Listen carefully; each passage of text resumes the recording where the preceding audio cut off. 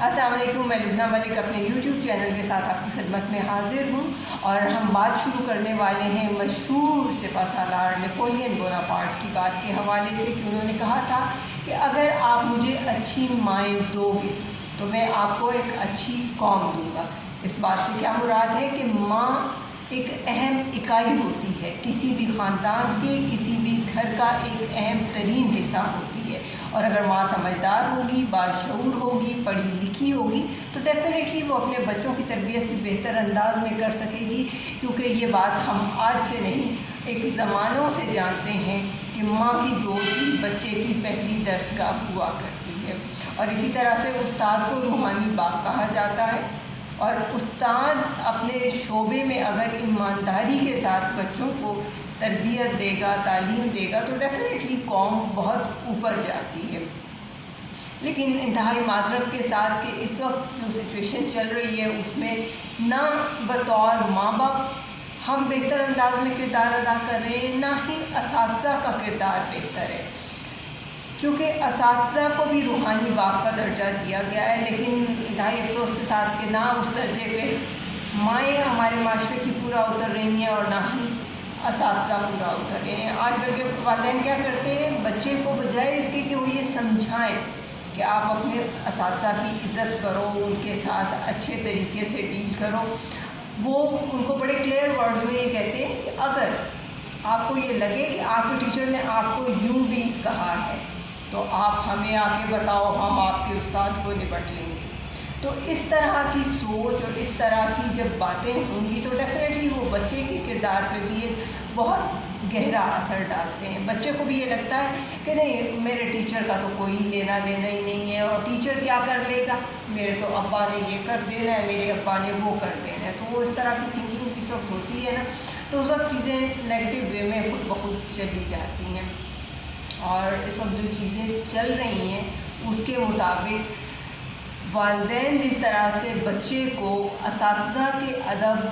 سے محروم کرتے جا رہے ہیں، وہیں تعلیم کا شعبہ بھی ڈیفینیٹلی خطرے میں پڑتا جا رہا ہے۔ اور آپ ایک چیز دیکھیں کہ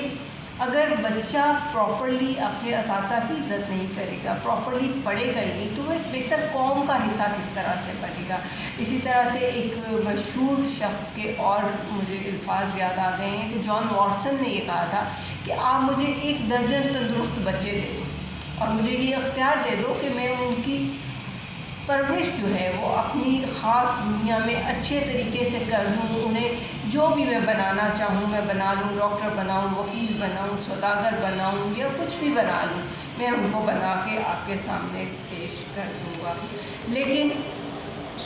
ایسا ہوتا نہیں ہے، اور جان واٹسن کے یہ الفاظ جو ہیں یہ بڑے کلیئر ورڈز میں یہ چیز بتاتے ہیں کہ کوئی بھی شخص پوری طرح سے اگر بچے پہ فوکس کرتا ہے، وہ ماں ہو، وہ استاد ہو، وہ کوئی دوست ہی کیوں نہ ہو،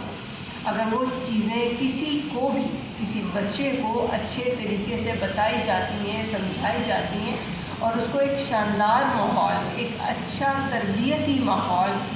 دیا جاتا ہے تو ڈیفینیٹلی بچہ ایک نایاب اور قیمتی ہیرا کیوں نہ بنے، وہ بن سکتا ہے۔ اور اس حوالے سے بچے کی زندگی میں اساتذہ کا اور ماں باپ کا ڈیفینیٹلی بہت اہم کردار بنتا ہے۔ لیکن آج کل کے دور میں ہو کیا رہا ہے، آج کل کے دور میں ہو رہا ہے کہ آج کل کی ماں جو ہے وہ ٹیکنالوجی چونکہ چینج ہو گئی ہے، اس کے ساتھ ساتھ ہی ماڈرن ہو گئی ہے، بچوں کو اچھی تربیت دینا تو دور کی بات ہو گئی ہے، بچوں کو وقت ہی نہیں دیا جا سکتا، بچوں کو وقت ہی دینا بڑا مشکل ہو گیا ہے ماں کے لیے، ماں اور باپ دونوں کی میں بات کروں گی تو۔ لیکن چونکہ ماں کی گود بچے کی پہلی درسگاہ ہوتی ہے، ماں کے ذمہ ہوتا ہے کہ بچے کو تربیت دے، تو جب ماں پراپرلی بچے کو ڈیل نہیں کرے گی تو آپ سمجھ سکتے ہیں کہ کیا چیز ہو سکتی ہے اور کس طرح سے ہو سکتا ہے۔ اب ماں وہ نہیں ہوتی جو بچے کی صرف جسمانی ضروریات کو دیکھے، بچے کے دکھ سکھ میں اس کے ساتھ ہو، اس کی تکلیف کو دیکھے، اس کی بیماری، اس کے مسائل، ان چیزوں کو دیکھے، اس کے ساتھ ساتھ اس کی تربیت، اس کی اچھی گرومنگ، اس کو پراپرلی پروان چڑھانے کی ذمہ داری بھی ماں کے اوپر ہی ہوتی ہے۔ لیکن انتہائی معذرت کے ساتھ کہ یہ نہیں ہو رہا، اور یہ کیوں نہیں ہو رہا، یہ اس وجہ سے نہیں ہو رہا کہ ہمارے ہاتھوں میں ایک چیز موبائل فون کی صورت میں موجود ہے. ہمارے سامنے ایک LED سجی ہوتی ہے جس کے اوپر پوری دنیا کے تمام چینلز جو ہیں، جو بھی ہم دیکھنا چاہیں وہ ہمارے سامنے آ جاتا ہے، اور ہم بس عجیب طرح کی زندگی گزارے جا رہے ہیں. بطور ماں یہ ایک انتہائی غلط رویہ اختیار ہوا ہے جو کہ نہیں ہونا چاہیے. اور اسی طرح سے ایک اچھا استاد کون ہوتا ہے؟ اچھا استاد وہ ہوتا ہے جو بچے کو اچھی معلومات تو فراہم کرے ہی کرے، لیکن بچے کو اس قابل بھی بنائے کہ وہ اس علم سے خود فائدہ اٹھا سکے، کیونکہ علم اور آگاہی سے میسر آنے والی وسعت نظری ہمیں اعلیٰ اور عرفہ مقاصد کی طرف گامزن کرتی ہے، حوصلہ ادا کرتی ہے کہ ہم بہتری کی طرف چل سکیں، اور پھر اسی صورت میں ہی ایک کامیاب زندگی کا حصول ممکن نظر آتا ہے.